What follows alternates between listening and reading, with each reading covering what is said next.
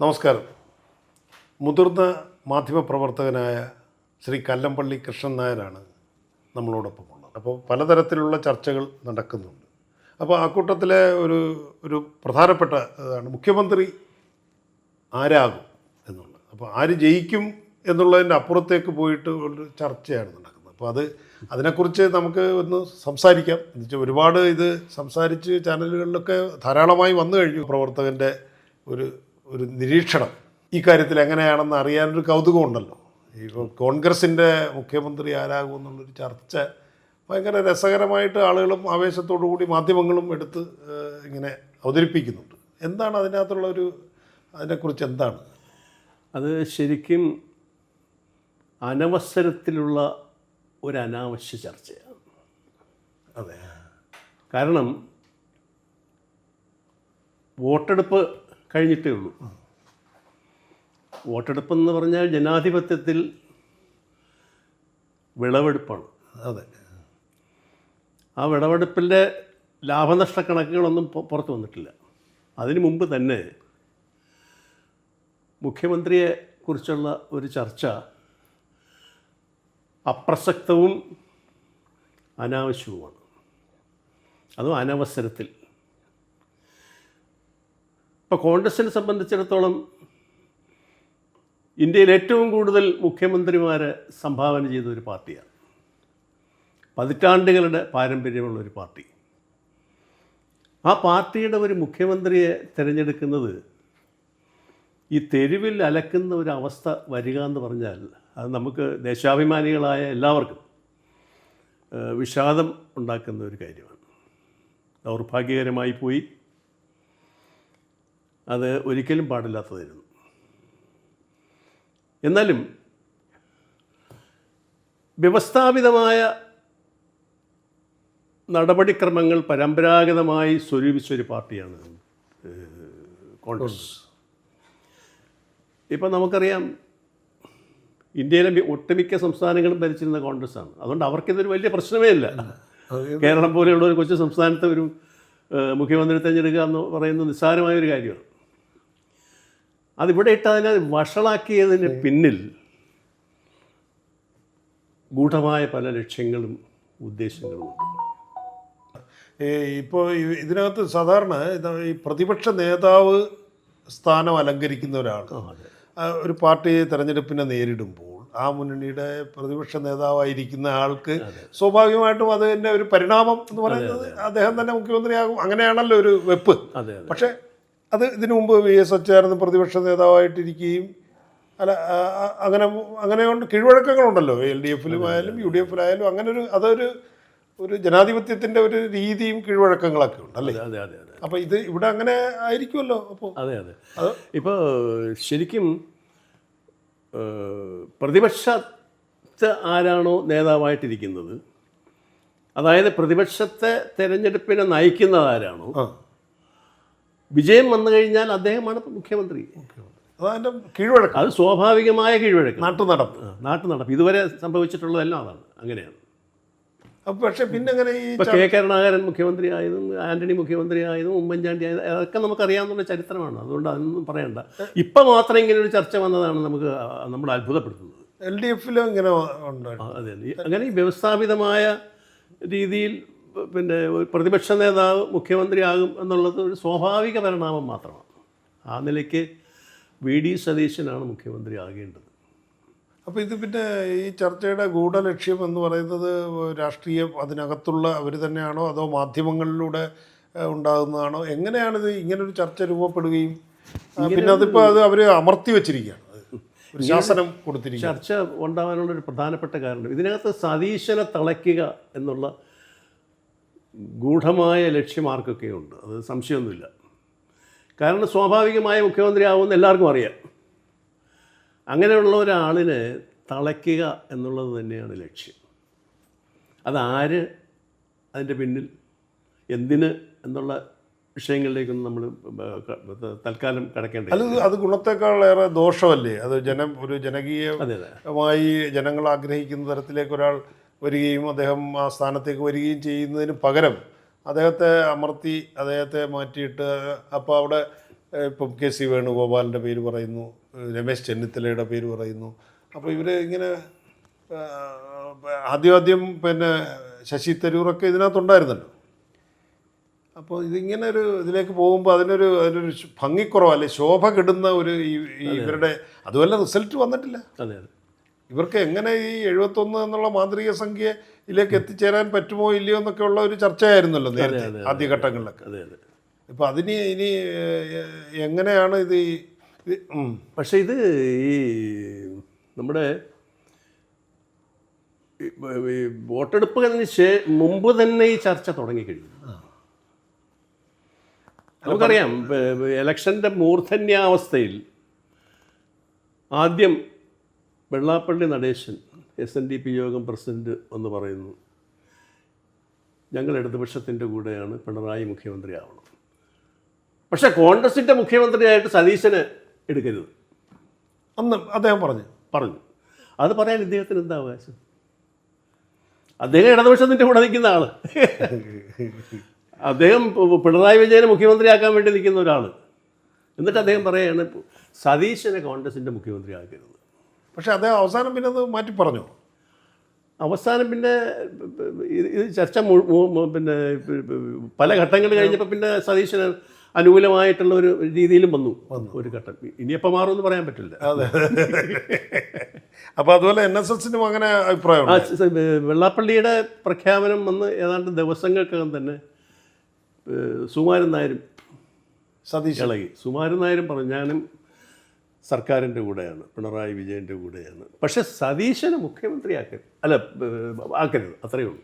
എന്താ അങ്ങനെ സതീശനോട് അങ്ങനെ ഒരു വേർവൃത്യം? അങ്ങനെ ഈ NSSനും SNDPക്കും ഒക്കെ ഇങ്ങനെ ഇതിനു വേണ്ടി സതീശനെ ഒതുക്കാൻ വേണ്ടി മാത്രം അവരൊരു നായരീഴവ ഐക്യം ഉണ്ടാക്കി.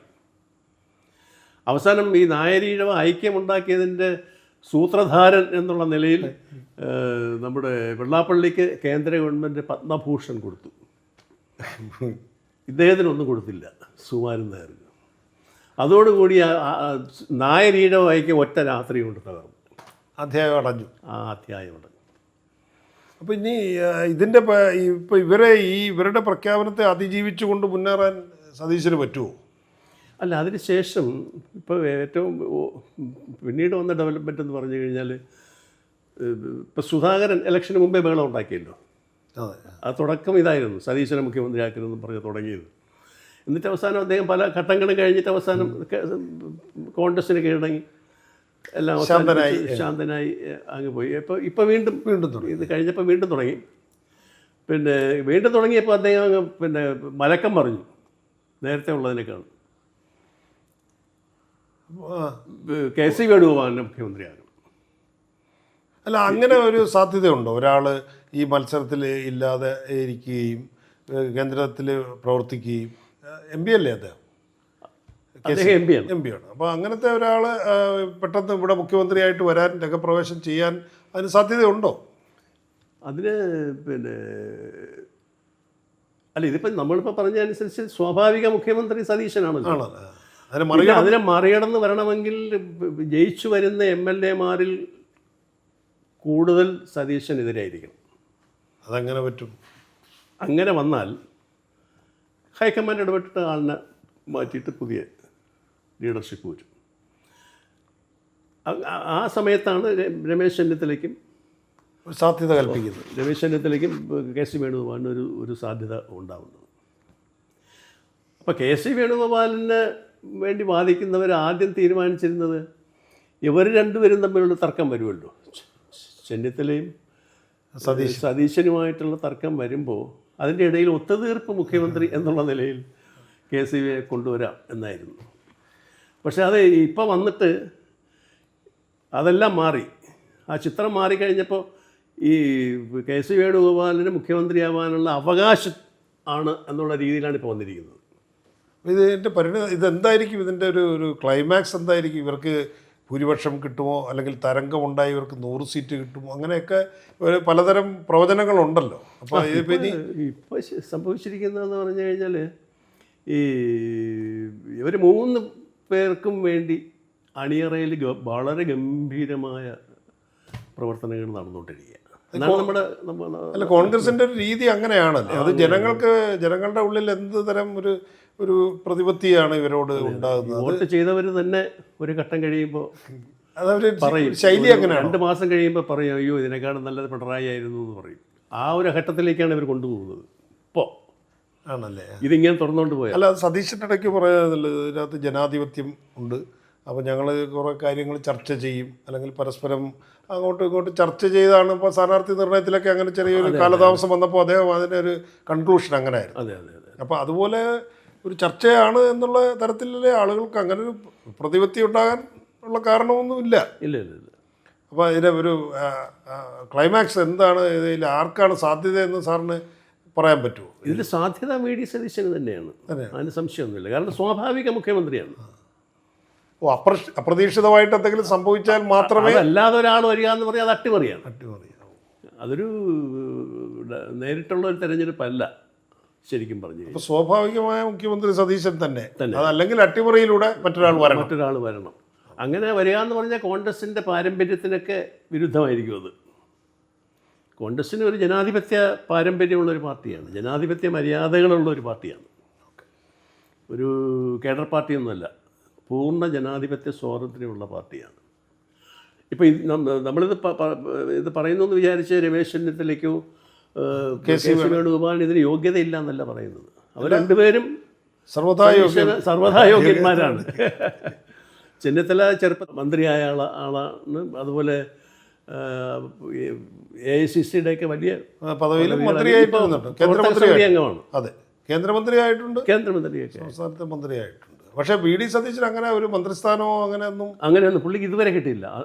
ഈ പ്രതിപക്ഷ നേതാവിൻ്റെ സ്ഥാനമല്ലാതെ പുള്ളിക്ക് അതിന് മുമ്പ് ഒരു മന്ത്രിസ്ഥാനം പോലും കിട്ടിയില്ല. അവിടെ കാരണം ഇത് ഒരു ഇദ്ദേഹത്തിൻ്റെ വളർച്ചയെ തന്നെ എങ്ങനെയെങ്കിലും തടയാനുള്ളൊരു ശ്രമം അന്ന് മുതലേ ഉണ്ടായിരുന്നു എന്ന് വേണം നമ്മൾ അനുമാനിക്കാൻ. കാരണം ഇതൊരു പലർക്കും വെല്ലുവിളിയാവുന്ന ഒരു നേതാവായി ഉയരും എന്നുള്ളൊരു ധാരണയിൽ ആദ്യമേ ഇങ്ങനെ വെട്ടി കിടന്ന ഒരാളാണ് സതീശൻ എന്ന് തോന്നുന്നു. അത് രാഷ്ട്രീയത്തിൽ സ്വാഭാവികമാണ് പലതും. അപ്പോൾ നമുക്ക് അങ്ങനെ ഒരു സ്വാഭാവികമായ ഒരു പരിണാമം ഇതിനുണ്ടാകട്ടെ എന്നുള്ള രീതിയിൽ നമുക്ക് അത് പരിസമാപ്തിയിലേക്ക് വിടാം. അത് മാത്രമല്ല, സതീശനെ പറ്റിയിരിക്കുന്ന വേറൊരു സംഭവം എന്ന് പറയുന്നത്, സതീശൻ വളരെ ശക്തമായ നിലപാടുകളുള്ള ഒരു ആളാണ്. ഈ വർഗീയതയ്ക്കെതിരായിട്ടുള്ള പോരാട്ടം എന്ന് പറയുന്നത് ആത്മാർത്ഥതയോടുകൂടി തന്നെ പറഞ്ഞിട്ടുള്ള ഒരാളാണ് അദ്ദേഹം. നിലപാട് ഈ മുസ്ലിങ്ങൾക്കെതിരായിട്ടുള്ള ചില പരാമർശങ്ങൾ വന്നപ്പോൾ അതിന് സ്ട്രോങ് ആയിട്ട് അദ്ദേഹം എതിർത്തു. അതുപോലെ തന്നെ സമുദായ നേതാക്കൾക്ക് പോയി കാണുമെന്ന് പുള്ളി പറഞ്ഞല്ലോ, പറഞ്ഞു. കാണുമെന്നും പറഞ്ഞു. ഇപ്പം സമുദായ നേതാക്കൾ അത് ഒരു ജനാധിപത്യ രാജ്യത്ത് നേതാക്കന്മാരുടെ കടമയാണ് പോയി കാണുക എന്ന് പറയുന്നത്. അവരെന്ത് പറഞ്ഞാലും കാര്യമൊന്നുമില്ല അങ്ങനെ പറഞ്ഞിട്ടുണ്ട്. അത് നിലപാടുകളുടെ പുള്ളിയുടെ അത് ഈ വർഗീയതയ്ക്കെതിരായിട്ടുള്ള നിലപാട് അതൊരു ഭയങ്കര നിലപാട് തന്നെയാണ്. കോൺഗ്രസിന്റെ നിലപാട്. സതീശൻ നേരിടുന്ന പ്രശ്നം അത് തന്നെയാണ്. ആ വർഗീയതയ്ക്കെതിരായിട്ടുള്ള ഈ ശക്തമായ നിലപാടാണ് കോൺഗ്രസ്. പിന്നെ ഇപ്പോൾ പുള്ളിക്ക് ഒരു തടസ്സം ഇപ്പോൾ വെല്ലുവിളി ആയിട്ട് ഉയർന്നിരിക്കുന്നത്. ഇപ്പം ബാക്കിയുള്ളവരൊക്കെ NSSൻ്റെ നേതാവാണ്, SNDPയുടെ ആളാണ്, സഭകളുടെ ആളാണ്, എല്ലാവരുടെ ആളാണ്. സതീശന് മാത്രമേ ഉള്ളൂ ഈ വർഗീയതയ്ക്ക് എതിരായി പോരാടിയതിൻ്റെ ഒരു രക്തസാക്ഷിത്വം വഹിക്കേണ്ട ഒരു അവസ്ഥയിലേക്കാണ് പുള്ളി നീങ്ങിക്കൊണ്ട്. സ്വാഭാവികമായ ഒരു പരിണാമം എന്ന് പറയുന്നത് പ്രതിപക്ഷ നേതാവ് ജയിച്ചു വരികയാണെങ്കിൽ, അതായത് യു ഡി എഫിന് ഭൂരിപക്ഷം കിട്ടുകയാണെങ്കിൽ അവരുടെ പ്രതിപക്ഷ നേതാവായിരിക്കുന്ന വി.ഡി. സതീശൻ തന്നെ സ്വാഭാവികമായും മുഖ്യമന്ത്രിയാകാം. അതാണ് ഒരു കീഴ്വഴക്കം. അപ്പോൾ അങ്ങനെ തന്നെ സംഭവിക്കട്ടെ, ഒരു അട്ടിമറിയോ മറ്റും ഒരു അലസ്വരങ്ങളില്ലാതെ ഒരു സുഗമമായ കാര്യങ്ങൾ നടക്കട്ടെ എന്നുള്ള LDF ആയാലും UDF ആയാലും എന്ന് നമുക്ക് കാത്തിരുന്ന് കാണാം. അല്ലേ? ഓക്കെ.